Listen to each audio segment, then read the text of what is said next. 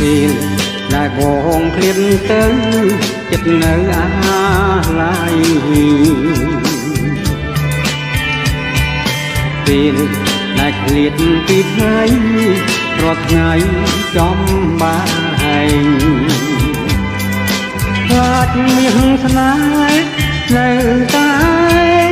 ចំបែងអរ៉ាកងវល់ចិនដាស្នេហាបងឃ្លាតទៅឆ្ងាយពេលបងឃ្លាតទៅហើយអូនឲ្យបងស្ដាយពេលឃ្លាតពីឆោមឆាយស្ដាយមិនបានផ្ដាំទួងយ៉ាងណាមកតស៊ូសុខចិត្តទ្រាំចាំមិនភ្លេចបន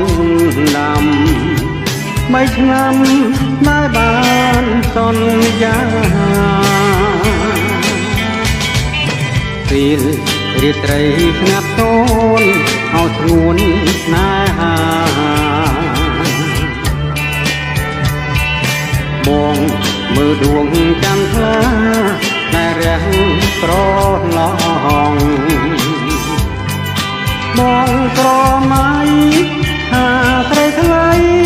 មកជាមួយបង